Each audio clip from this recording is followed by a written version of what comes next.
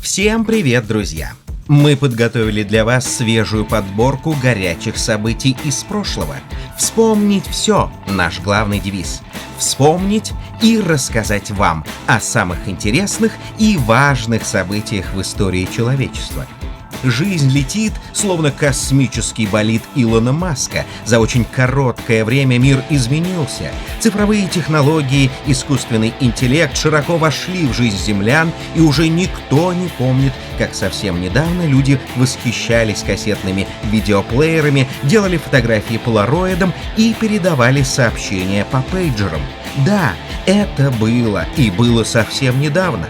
Сегодня мы с вами ненадолго перенесемся назад в прошлое, в славный 1997 год, год открытий и свершений, ярких событий и грандиозных скандалов. Чтобы не отвлекать вас во время просмотра, скажем сразу, лучшая оценка качества нашей работы – это ваш комментарий, лайк и подписка на канал. Рассчитываем на вас. А теперь садитесь поудобнее, мы начинаем.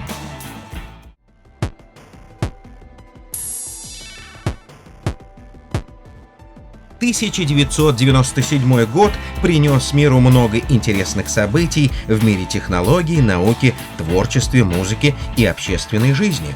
Событие, с которого мы начнем, действительно знаковое. Как говорят у нас в России, от сумы и от тюрьмы не зарекайся. С 1 января 1997 года в России вступил в силу новый уголовный кодекс, в котором, кроме всего прочего, появилась статья за нарушение авторских и смежных прав. У авторов наконец-то появилась юридическая защита. Еще только впереди громкие судебные тяжбы солистов групп, композиторов, продюсеров и артистов друг против друга. Еще впереди рейды сотрудников Российского авторского общества по кафе и ресторанам, где коммерсантам доходчиво объяснят, как нехорошо использовать объекты авторских прав без разрешения, например, включать популярные музыкальные композиции в клиентских залах. Начало этому было положено в 1997 году. В этом году для страны определили новое правовое поле. Теперь поговорим о сфере технологий. В то время действительно бушевала самая настоящая технологическая революция, и мы нисколько не преувеличиваем. 1 марта 1997 года. США. Длинные очереди нетерпеливых покупателей в магазинах. Все хотят купить DVD-диски и проигрыватели. Качество картинки на DVD в сравнении с видеокассетами было просто сумасшедшим. Счастливым обладателям систем домашнего кинотеатра с DVD-проигрывателями завидовали все. Как это было давно! Скупая мужская слеза катится из глаз сегодня, когда натыкаешься в интернете на подборку различных изделий из компакт-дисков. Теперь их предназначение быть материалами для крафта. Но есть и совсем другие примеры. Корпорация Intel до сих пор выпускает процессоры под брендом Pentium. Их разнообразие радует глаз. Год от года они становятся более сложными, быстрыми, технологичными и востребованными. А начиналось все с грандиозного успеха Pentium 2 в том же 1997 году.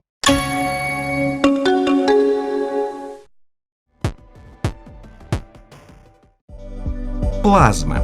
Это слово всегда воспринималось в мире как раскаленная лава из пепла и камней. Но только не на самурайских берегах. Японская компания Pioneer представила первый плоский плазменный телевизор в 1997 году. Плазменная панель произвела фурор в мировой видеоиндустрии. Японцы стали действительно настоящими пионерами в этой сфере, по сути, предопределив на годы вперед будущие технические характеристики и дизайн современных плоских моделей телевизоров. Что тут скажешь? Sound, Vision, Soul. Так звучит слоган компании, и этим все сказано. Sound, Vision, Soul. Pioneer. Неутомимые жители страны восходящего солнца отличились еще раз в этом году. Легендарная игровая приставка Nintendo 64 заполнила полки магазинов Европы и Австралии. Годом раньше приставка завоевала Японию и США. Помните веселого усатого водопроводчика Марио? Оказалось, что героем может быть кто угодно, а не только парни формата Железного Арни. И грандиозный успех Марио и Nintendo 64 тому яркое подтверждение. Сколько поколений детей и взрослых во всем мире путешествовали вместе с ним по игровым мирам. Друзья, раз уж мы коснулись темы игр, то никоим образом не можем пройти мимо игры, которая в 1997 году была выпущена для этой одноименной платформы. Впоследствии появилась и была адаптирована на все известные игровые устройства. Это легендарная игра Doom 64, где космический и явно положительный со всех точек зрения десантник уничтожает из различного оружия всевозможных космических монстров и прочих неприятных пришельцев. Классика шутеров от первого лица. Что может быть приятнее после напряженного рабочего дня? Уничтожить сотню-другую всякой нечисти. Doom 64 — лучшая терапия от стрессов на все времена.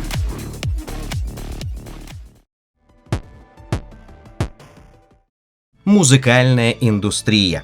В 1997 году в мире музыки и шоу-бизнеса случилось много всего интересного. О главном расскажем прямо сейчас. Девичья поп-группа Spice Girls достигла пика популярности и продаж своего музыкального альбома Spice в мире. Первое место в США и третье в Великобритании. Любителям музыки не стоит объяснять, кто такие эти яркие девушки с перчинкой. Многие с ностальгией вспомнят время своей молодости, вспомнят свои первые свидания под песни Spice Girls. На самом деле, в 1997 году этот женский квартет был популярен в Великобритании, а может быть и во всем мире, никак не меньше легендарных Beatles. Красивые девушки с яркой индивидуальностью, запоминающиеся хиты, миллионы проданных пластинок и дисков тому подтверждение. А мы продолжаем. Престижная музыкальная премия Грэмми 1997, не путать с телевизионным фестивалем «Песни года» на Первом канале, назвала победителя. Легендарный американский музыкант Боб Дилан снова триумфально ворвался на музыкальный Олимп. Голос 60-х через 30 лет снова покоряет сердца. Поклонницы разных возрастов скупают его диски. Боб Дилан, как хороший виски, с возрастом становится только лучше. В 1997 году журнал Newsweek поместил фото музыканта на главную обложку. Его песни звучат на всех радиостанциях. Один из уникальных случаев творческого долголетия исполнителя и актуальности его музыкальных идей. Как тут не вспомнить мудрую фразу, что время не властно над истинными ценностями? А что самое ценное может быть в нашем мире? Конечно же, женщина. А что может быть в мире лучше женщины? Только романтичная женщина. Именно они, наши прекрасные половинки, самые романтичные и самые чувственные, проливали слезы и наслаждались прекрасной и трагической историей любви киношедевра Голливуда «Титаник» с Ди Каприо и Кэт Уинслет в главных ролях. Именно женщины тянули своих мужей, поклонников и возлюбленных в кинотеатры, и именно они обеспечили грандиозный коммерческий успех фильма в прокате в 1997 году. Это был прекрасный год для мужчин. Хочешь познакомиться с девушкой? Она не обращает на тебя внимания, мечтаешь, чтобы она тебя заметила? Купи билеты в кино на «Титаник». Это был беспроигрышный вариант. Вы скажете, захватывающий жизненный сюжет почти как в театре. И мы с вами согласимся. Кстати, в 1997 году театральная жизнь тоже порадовала почитателей Мельпомены и Терпсихоры. Большой театр, к примеру, представил целых 3 премьеры. 2 оперы Иоланта Петра Ильича Чайковского, «Любовь к 3 апельсинам» Сергея Прокофьева и балет «Адан и Жизель» восхищали как зрителей, так и театральных критиков. К сожалению, 1997 год стал годом ухода из жизни великих актеров, которые создали множество незабываемых образов в театре и в кино.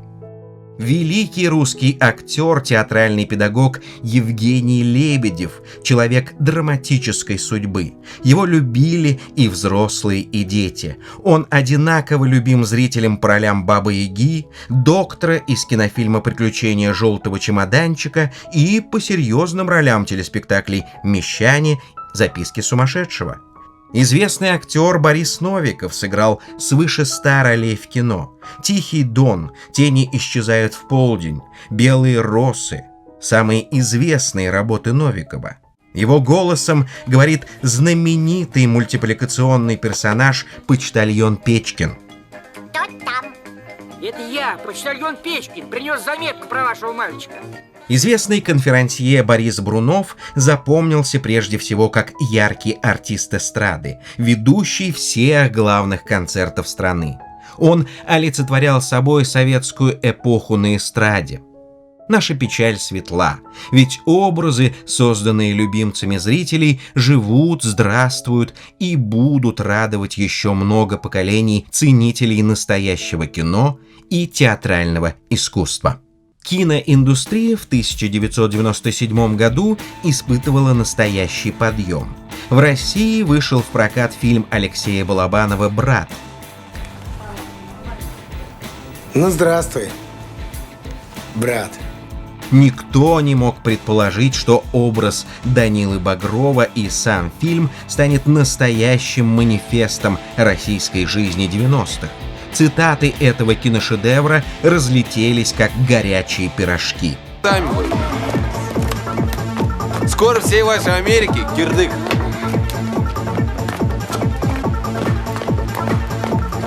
Мы вам всем хоть рожу устроим.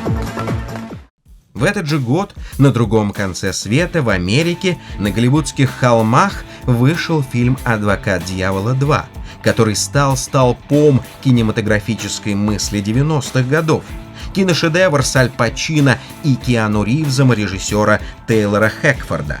Фильм имел грандиозный коммерческий успех. В премьерный уикенд «Адвокат дьявола 2» в американском прокате собрал более 12 миллионов долларов и занял 2-е место по сборам в США.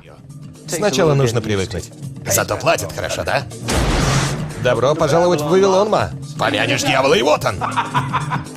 Но самый яркий звездный час пробил в 1997 году для кинокартины «Английский пациент». Ведь именно в этом году фильм про трагическую историю времен Второй мировой войны венгерского исследователя-картографа и первооткрывателя Ласло Алмаши получил престижную премию Американской киноакадемии «Оскар».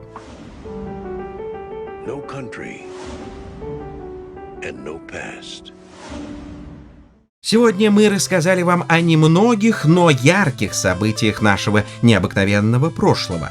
А какие события запомнились вам больше всего? Обязательно поделитесь в комментариях. Если вам понравился выпуск, порадуйте нас лайком, подпишитесь на канал и обязательно делитесь этим видео с друзьями. А на сегодня это все, друзья. До скорых встреч!